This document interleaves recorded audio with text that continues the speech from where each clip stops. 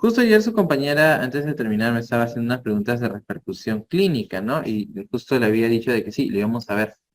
Primero necesitábamos tener en cuenta el mismo proceso y ahora sí podemos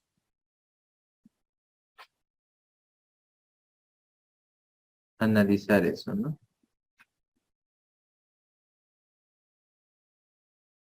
Ya.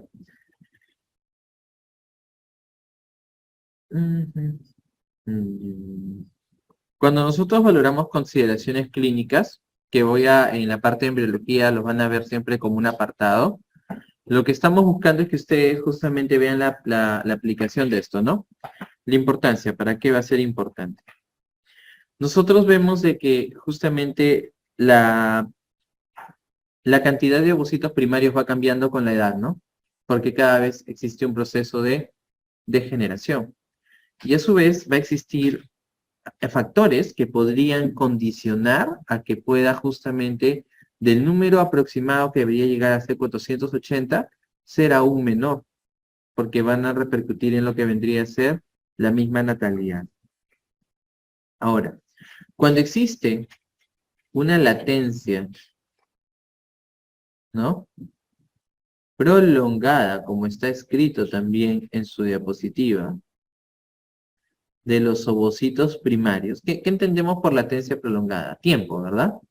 El tiempo en el cual no se ha, entonces, mayor tiempo de ovocitos primarios en el cual no se ha podido todavía alcanzar el proceso de, ¿qué es lo que va a generar? Que existe una mayor incidencia de anomalías cromosómicas. Por eso es de que nosotros en medicina vamos a tener en consideración una variable que se denomina edad materna avanzada. ¿Ok? ¿Desde qué edad consideramos la edad materna avanzada? Mayor de 35. 35 a 40, ¿no? Pero lo ideal es de que justamente cuando alguien quiere formar una familia, sea antes de esta edad, con la intención o finalidad de que pueda existir menor riesgo. No estamos diciendo de que si eres mayor de 35 va a existir algún problema, no, no necesariamente, ¿verdad? Pero estamos hablando de la posibilidad nada más. Para eso existen otros factores genéticos, nutricionales, ambientales en general, ¿no? Que van a repercutir sobre el mismo. ¿Ok? Ya habíamos hablado como concepto que todos los ovocitos iban a estar formados desde el quinto mes de vida, ¿no? Entonces, mira, a medida que vas avanzando en edad, existe definitivamente mayor cantidad de degeneración. Ese concepto es el que se tienen que llevar de esta lámina, ¿no? ¿Y qué es lo que va a pasar? Que los ovocitos van a estar inactivos, pues, ¿no? Porque si no se llegan a fertilizar, van a estar inactivos hasta lo que vendría a ser el mismo proceso. Y si bien es cierto, la ovulación es cada mes, va a existir mucho mayor cantidad de tiempo en el cual ni siquiera existió lo que vendría a ser la relación de unión. Entonces, eso podría generar. ¿Ya? Recuerden de que ¿hasta qué momento una dama va a dejar de ovular? La relación de la menopausia, ¿no? Porque justamente ahí va a haber un declive de punto de vista hormonal. Entonces, la latencia prolongada, y en este sentido pueden haber algunas alteraciones como la incidencia de la trisomía 21, ¿no? Que justamente el síndrome de Down está relacionado como variables, ustedes han visto, con edad materna avanzada. ¿Ya? En punto de vista de concepto, nosotros, si queremos ver desde el punto de vista un poco de proceso, el proceso por el cual se da la trisomía 21 se llama de una meiosis no disyuncional. Ustedes se acuerdan de que existe un proceso de disyunción, ¿verdad? Entonces, en la trisomía 21 existe una meiosis no disyuncional, así se denomina. ¿Ok? ¿Qué hallazgos clínicos podríamos reconocer en lo que sería el síndrome de Down? en la trisomía 21, como para palabras clave en un examen. Uno de estos datos más característicos que está en la imagen es el pliegue epicante, ¿sí o no? Creo que es uno de los más característicos que podríamos nosotros a lectoscopía valorar. El pliegue epicante. Y otro datito importante que es la lengua saliente. Generalmente puede estar relacionado con macroglosia, ¿no? Son dos datos que van a poder observar. Otros hallazgos que no siempre, pero pueden presentarse, porque siempre vamos a ver de que existe mayor o menor compromiso, podrían relacionarse a la microftalmia y la microcefalia. Son datos también que podrían valorar. Y en consecuencia, justamente a este último aspecto, podría existir cierto grado de retraso mental. No necesariamente existe y no en el mismo nivel, pero eso va a depender mucho de otros datos, de otros hallazgos como el que estamos conversando. Entonces podría haber retraso, que es relativo, pero podría observarse. Leve, moderado. ¿Qué otro hallazgo podríamos encontrar? Si ustedes observan las manitos, ¿verdad? O el pliegue nucal, ustedes van a poder valorar de que en este caso existe mucho pliegue de piel. No sé si alguna vez han podido ver. Existe mucho pliegue. Justamente lo van a observar en las manos, en las palmas, ¿no? Y en la parte de la región nucal. También es un hallazgo que vas a poder objetivar. Pliegues de la piel aumentados, ¿no? Pliegues aumentados en las manitos y en la parte de la nuca. Y otro hallazgo que también seguro habrán escuchado o leído son los defectos congénitos cardíacos, ¿verdad? Ustedes han visto que es uno de los problemas que presentan, sobre todo cardiopatías, que son en muy chiquitines, muy pequeñitos, de bebitos, a veces están presentando estos problemas, ¿no? Cardíacos. Entonces, eso. Y recuerden de que hay una disminución de la alfa-fetoproteína, ¿no? Que es un hallazgo como palabra clave también en las evaluaciones, ¿no? Disminución de la alfa-fetoproteína. Muy bien. Esas son palabras clave para casos clínicos. Hemos entonces relacionado que la descendencia de mujeres mayores repercute en latencia prolongada de ovocitos primarios y esto podría generar algunas consideraciones clínicas. Otro escenario es lo que ayer estábamos conversando con su compañera, que es la anovulación, ¿verdad? El prefijo a es sin, ¿verdad? Recuerden, sin ovulación. No es que haya un poquito, no, sino es la ausencia. La anovulación es la ausencia de la ovulación. ¿Por qué? Porque existe una secreción inadecuada de FSH y LH. ¿Ok? Existe una secreción inadecuada. No adecuada, sino inadecuada. Porque si fuera adecuada, ¿debería haber algún problema? No.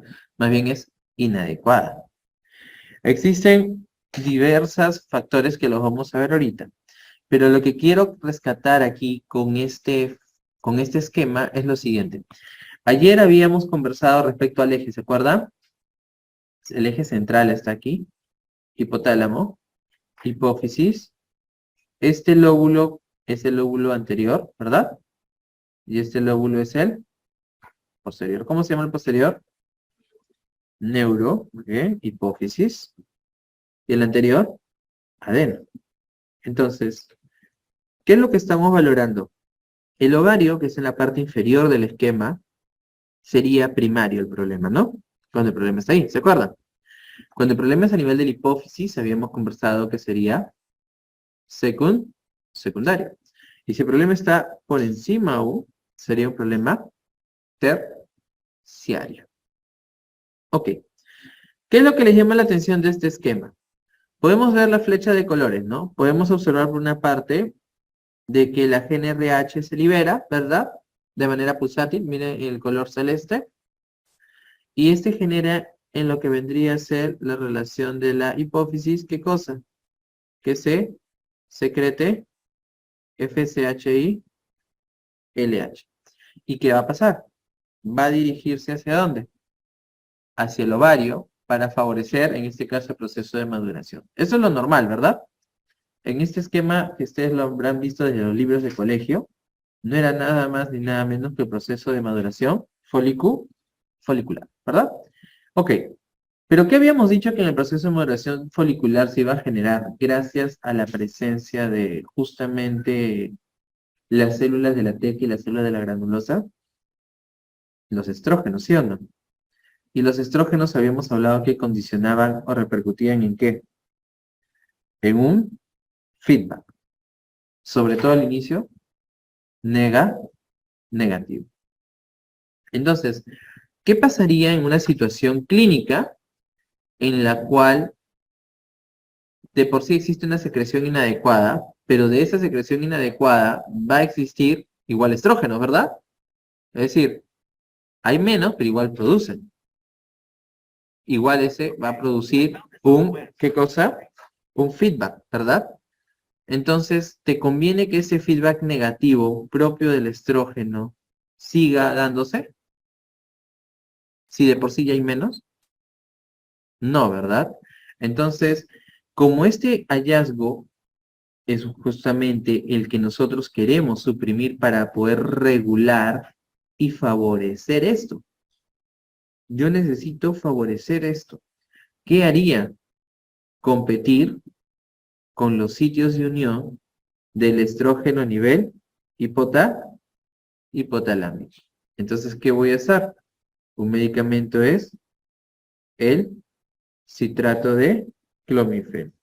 Entonces, compite por los sitios de unión del estrógeno, tanto, ¿no? Es un compite por los sitios de unión de los estrógenos sobre el hipotálamo hipófisis, ¿no? Compiten. Entonces, ¿qué va a pasar si compite? ¿Qué va a suceder? Sobre todo si valoramos más esa de mi hipófisis, ¿verdad? ¿Qué va a pasar? ¿Habrá feedback negativo? Ya no. Entonces, ¿qué va a pasar? ¿Qué va a favorecer? Que se secrete el FSH y el LH, ¿sí o no? ¿Y cuál va a ser la consecuencia? Que va a inducir la ovulación. Esa es la consecuencia. Va a inducir la ovulación. ¿Está claro? Compite. Una pregunta típica de fármaco es, ¿no? El citrato de clomifeno repercute sobre el ciclo ovárico, ¿correcto? Sobre la ovulación, favoreciendo la supresión de un feedback negativo o positivo. La relación de un feedback, ¿no? Que era, en este caso, negativo, ¿no? ¿Y qué es lo que yo busco más bien? Un feedback positivo. Bloqueo al que bloquea con la finalidad de estimular. Así es. Otra situación clínica, como les dije ayer, es la insuficiencia ovárica prematura. ¿Ok? ¿Estamos bien? ¿Qué significa? Si es primario o secundario. Si es insuficiencia ovárica. Primario, porque el problema está en el ovario. ¿Ok? La causa generalmente es idiopática. ¿Qué significa idiopática? Idiopática es una manera polite de decir desconocido. ¿Sí? Una manera educada, ¿no? Polite, ¿no? No sé, desconocido, no. Idiopático. Suena más cool, ¿no? Idiopático. ¿Ok? Sin embargo, existen factores que contribuyen para eso. ¿Y cuáles son esos? Generalmente trastornos autoinmunes. ¿Qué más? Algunos síndromes, como el síndrome de Turner. ¿Se acuerdan del síndrome de Turner? ¿Cuántos cromosomas? 45, ¿no? 45X, XZ. ¿Se da más en damas o en varones? En damas. Ok. Tenemos el síndrome del X frágil, quimioterapia y radiación. Lo que estamos poniendo aquí. Algunos también le atribuyen infecciones virales. No estamos diciendo que esto, si lo presentas necesariamente, no estamos diciendo eso, ¿verdad? Pues es idiopático, sino que existen algunos factores y algunas situaciones que se asocian a este problema. ¿Qué hallazgos clínicos vamos a encontrar? ¿Y cuáles son los datos que en un caso clínico podrías tú valorar? Palabras clave. Ustedes ya, y la mayoría conoce al doctor Manolo, ¿verdad? Es de seguro que habrán visto alguno de sus en vivo. Y cuando él explica mucho los casos, eso lo hemos aprendido y lo utilizamos bastante, hablamos de los famosos pacientes robot, ¿sí? Que es un tipo de método que utilizamos para reconocer tipo palabras clave que tú ves en una situación particular y dices, ah, ok, esta palabra clave, esta palabra clave, esta palabra clave me ayuda a pensar en tal diagnóstico, ¿ok? Definitivamente, en una historia clínica real, tú tienes que obtener la mayor cantidad de datos para llegar a un juicio clínico correspondiente. Pero en un examen, tú no le puedes preguntar a la hoja, ¿verdad? Ya tiene que estar redactado los datos que sí o sí te llevan a pensar en el mismo. Y nosotros queremos que ustedes estén entrenados para ambos. Nosotros, en este caso, ¿qué palabras clave podríamos encontrar? Primero, las tienen que ser obviamente mujeres, no vamos a buscar un paciente varón, ¿no? Tiene suficiencia ovaria. Mujer, adulta o joven, empezando por ahí. Joven, en los primeros años de la adolescencia, ¿ok? Una mujer joven, generalmente. Por eso que dice que prematura. ¿Qué otro dato clínico vas a encontrar? Si bien es cierto, puede variar, ¿no? Pero eso es lo más característico. Que no tuvo la menarquia. ¿Qué significa eso? Que no ha tenido la primera menstruación. Doctor, ¿todas las damas que no tuvieron la primera menstruación es esto? No, no estamos diciendo eso. Cuando veamos el desarrollo de los genitales, vamos a ver que cuando no se desarrolla bien el seno urogenital, repercute en que las damas puedan presentar justamente una menorrea primaria. ¿Ok? Pero no es que todo esto sea sinónimo. Son hallazgos. ¿Ok? Por eso tienes que tenerlos mapeados. Pero sí tendría sentido de que pueda existir una menarquia en estas damas. Sí, ¿verdad? No por un aspecto de punto de vista estructural anatómico aquí, sino de punto de vista funcional. En cambio, el otro que les estaba poniendo de ejemplo es anatómico, ¿no? En cambio, esto es funcional. Es diferente. ¿Ok? No tuvo menstruación. Muy bien. ¿Qué más? ¿Qué otros hallazgos vamos a encontrar? Entonces, al no tener menstruación, vamos a tener amenorrea. A es sin, no sangrado. ¿Ok? Sería primaria o secundaria. Primaria. Muy bien. El problema está ahí, ¿sí o no? Está ahí. ¿Ok? Ahora, ¿qué más? Vamos a poder encontrar niveles bajos de estrógeno. ¿Tiene sentido que existan niveles bajos de estrógeno, amigos? ¿O no? ¿Es algo que hay que memorizar o podríamos deducir? Bajos, ¿verdad? ¿Por qué? Porque si no va a haber proceso de maduración, ¿cómo se va a formar el estrógeno? No se puede, pues. Si habíamos hablado que por eso se tenía que dar, por eso les he vuelto a recapitular, ¿no? El proceso de maduración folicular. Entonces, niveles bajos de estrógeno. ¿Qué más? Niveles altos de FSH. ¿Qué opinan de este hallazgo? ¿Qué opinan de esto?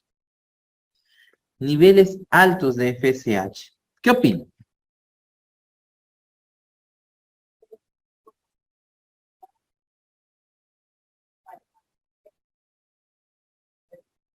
Muy bien. Eso. Como dice su compañera, para los que nos acompañan por el virtual, como no está favoreciéndose el crecimiento y por otra parte los niveles de estrógeno, ¿qué va a interpretar tu cuerpo?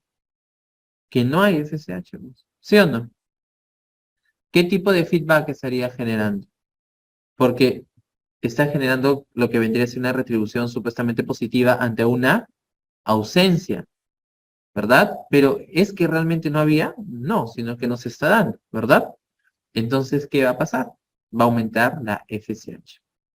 Es un tipo de, justamente, compensación que se da, ¿ok? Recuerden de que eso lo van a ver con mayor detalle, por lo menos ahí ya les he dado pinceladas de los feedback, ¿verdad? Es igual con lo que vendría a ser síntesis de cualquier hormona. Tu cuerpo puede interpretar que no hay, pero no necesariamente es así, y favorece de que siga secretando más, ¿ok? ¿Qué más? ¿Cómo creen que van a estar los folículos? ¿Habrán o no habrán?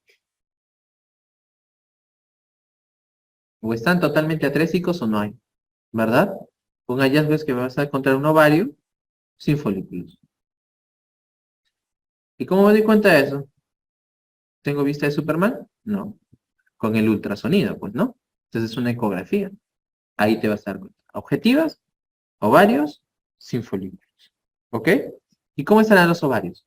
¿Grandes o pequeños? Pequeños. Muy bien.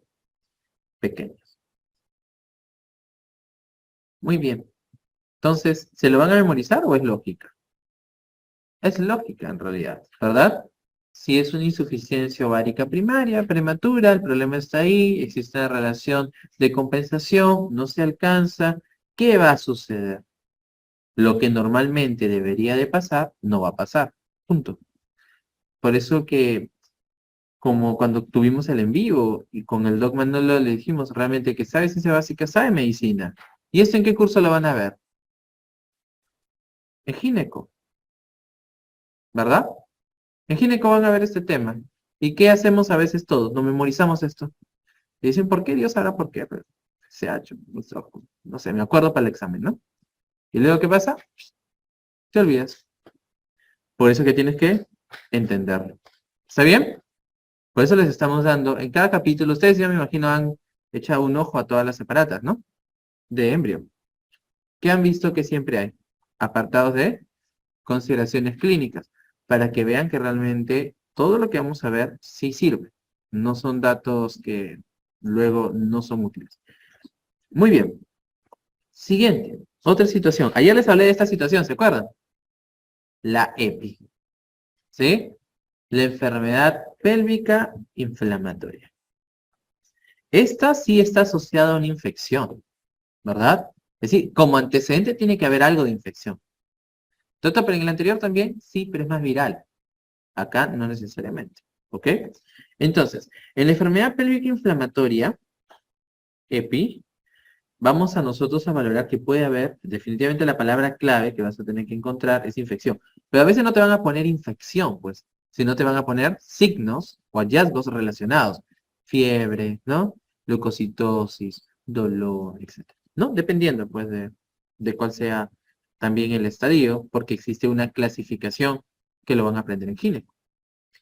Pero lo más representativo aquí, luego de reconocer la palabra y el escenario en cuestión, es que no solamente es que se comprometa el ovario, ¿no? Sino que también puede comprometerse. Miren, miren cómo está este tubo. O hasta el útero, ¿verdad? Por eso que les dije ayer, que cuando se complica, a veces, ¿qué va a pasar? Tienes que extraer todo. Y tienes una histero, que significa útero. Salpingo, que es trompa. Oforectomía, que es, ¿verdad? Ovario. Entonces estás retirando todo. ¿Y en qué va a repercutir? En la fertilidad, pues. ¿O no? Pero ¿por qué puede avanzar tanto, doctor? Porque no dicen la verdad, ¿no? Ese es el problema.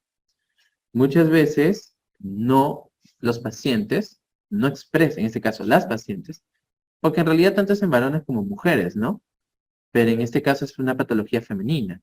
No lo comentan. Entonces, ustedes como médicos, el día de mañana, van a tener que desarrollar mucho la habilidad de la comunicación, ¿no?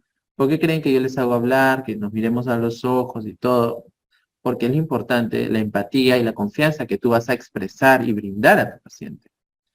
Porque tiene que confiar en ti, ¿verdad? Porque van a haber datos, sobre todo, que a veces se puede objetivar en esta parte ginecológica, que como está relacionado al acto sexual, no se reporta.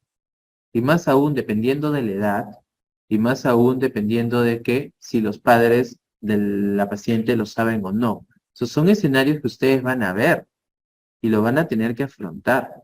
Recuerden, los que son varones, siempre esto, sobre todo en el examen, siempre acompañados de una mujer. Nunca vayan a estar solos. ¿Está bien? Por la relación también médico-legal. Y viceversa con las damas. Cuando van a examinar a varones, ahora también hay casos de reportes de situaciones tipo denuncias, ¿no? Entonces, ya no es como antes. Tú también tienes que valorar, reconocer y qué hacer y no hacer y qué reportar y no. Porque, por ejemplo, si es una menor de edad, eso también se tiene que reportar. ¿Sí? Entonces, son cositas que van a aprender en otros cursos, que no los vamos a hablar, pero la razón por la cual muchas veces progresa esto es porque no lo comentan. Entonces, ¿qué es lo primero normalmente que va a decir? Ah, una infección urinaria. ¿Sí o no? Lo primero, pero no necesariamente, porque si ya ha habido el acto sexual, podrías, y si es una persona que es mayor y que no se ha cuidado y que también tiene otras patologías, obviamente se puede generar otra enfermedad. Pues es importante siempre la comunicación. Obtienes los datos, haces un diagnóstico definitivamente pronto, ¿no? Por eso, como si ustedes pueden observar en la lámina, dice la causa generalmente es una ITS. Y ayer lo habíamos hablado, ¿verdad? Ahora, para agregar más datos, ¿qué patógenos están relacionados? ¿Qué pregunta de examen? Neisseria gonorrhoeae, ¿verdad? La Neisseria gonorrhoeae. Y el otro es la clamidia trachomatis. Es una pregunta también típica de examen, ¿no? Son los patógenos que están relacionados a la M. La Neisseria gonorrhoeae y clamidia trachomatis. ¿Ok? Entonces, ¿qué hallazgos vamos a poder objetivar en la paciente?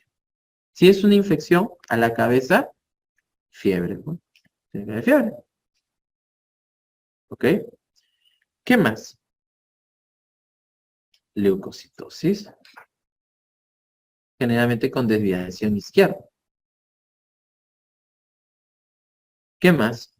Van a poder ustedes valorar sensibilidad en el cuello del útero. Es más, como esto es un poco, eso es más desde el punto de vista de hallazgo de examen físico, ¿no? Pero ¿qué es lo que te va a decir la paciente? Que tiene dolor, dolor, ¿ok? Dolor, te va a decir que tiene dolor. Eso es muy importante. Va a haber secreción, va a haber secreción. ¿Y qué más? Dispareunia, ¿ok? Entonces, la parte del dolor es sangrado menstrual, pero también a veces relacionado al acto sexual, ¿sí? Dolor. Bueno, en muy raros casos, en el estadio 1 puede ser asintomático, pero es muy raro, ¿sí? Pero sobre todo en grado 1, pues en los grados 2, 3, 4 no, pues, ¿no? Ahí sí ya no. Ah, y también puede haber sangrado menstrual irregular. Sangrado menstrual irregular. ¿Por qué? ¿Por qué otras causas podría darse la infección de la situación clínica? Si bien es cierto, podría estar relacionado al número de parejas, pero no siempre va a ser eso también, ¿no? No siempre es eso. Hay otras razones. ¿Qué otras razones puede ser?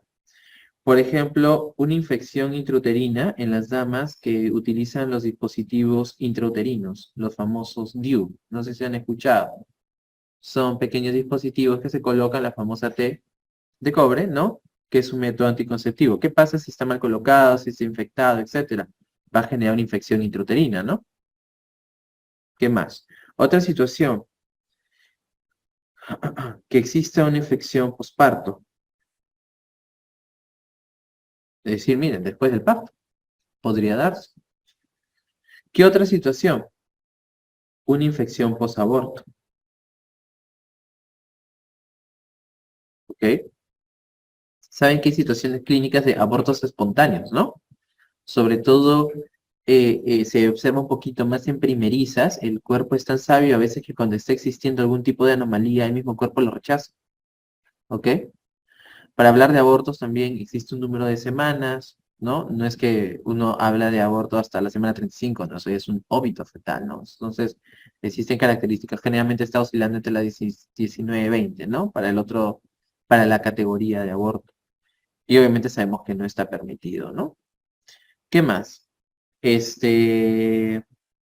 La misma situación clínica de la infección podría generar un tipo de propagación, ¿no? Y esto sería un tipo de propagación hematógena, el cual puede generar una sepsis, ¿no? Por una propagación hematógena de otra infección podría llegar ahí. Entonces, no necesariamente todas son con ITS. Entonces, para que lo tengan en consideración, y también podría ser otra situación clínica que podría generar infertilidad. Otra que ayer justamente nos estábamos preguntando, ¿no? El síndrome de ovario poliquístico. Este es un trastorno endocrino complejo, ¿no? Porque está caracterizado por distintos factores que pueden condicionar. Pero entre los hallazgos está la oligoovulación, a diferencia del otro que era anovulación, ¿verdad? Este es oligoovulación, es decir, ¿qué significa oligoovulación?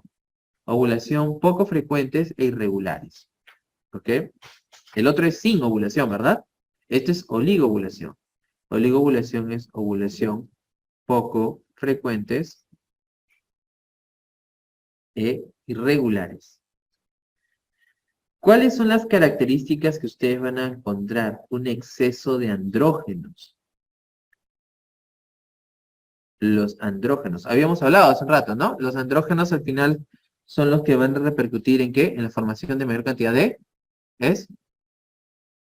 estrógenos, ¿no? Entonces, ¿qué pasa si hay mucho? ¿Y qué es lo que van a poder encontrar? Como pueden encontrar aquí, múltiples quistes en el ovario. Si bien es cierto, como se los hemos redactado en esta lámina, la causa puede ser incierta, existe un fuerte componente genético relacionado, ¿sí? Por eso es de que existe cierta situación de relación con pacientes que tienen sobrepeso, resistencia a la insulina, obesidad, ¿no? Existen ciertos factores endocrinos que podrían condicionar al mismo, pero igual está dentro de las idiopáticas. ¿Qué hallazgos clínicos vamos a encontrar? Obviamente la oligoovulación, ¿no? Definitivamente. Pero puede también haber algunas situaciones que incluyen anovulación. Es decir, pueden haber algunos casos que se incluye anovulación. En consecuencia, por esto, ¿cómo creen que van a estar las menstruaciones? ¿Regulares o irregulares? Irregulares. La dama va a reportar que tiene ciclos menstruales irregulares. ¿Ok? ¿Puede haber amenorrea? Podría haber, si hay anovulación sobre todo, o si es cada vez con tendencia al declive. ¿Qué otro hallazgo? Infertilidad. Infertilidad podría existir relacionada justamente con la ovulación. ¿Cómo estarán los niveles de andrógenos? Altos. Los andrógenos van a estar incrementados. ¿Y cómo te puedes dar cuenta de que los andrógenos están incrementados? Ustedes saben que los andrógenos, ayer hablamos, favorecen la síntesis de diversas hormonas sexuales, ¿verdad? ¿Cómo te podrías dar cuenta entonces? Hay dos hallazgos clínicos. El hirsutismo, ¿qué es el hirsutismo? El incremento de vello y el acné, ¿verdad? el hirsutismo y el acné pueden ser dos hallazgos que vas a encontrar propio del incremento de andrógenos en las damas. ¿Y qué más les dije hace un ratito? Resistencia, ¿qué? A la insulina. Por eso que generalmente está asociado con obesidad y podríamos relacionarlo con diabetes mellitus tipo 2. ¿Ok? El diabético tipo 2 es no insulino dependiente, ¿no? Porque el tipo 1 sí es insulino dependiente. ¿Ok?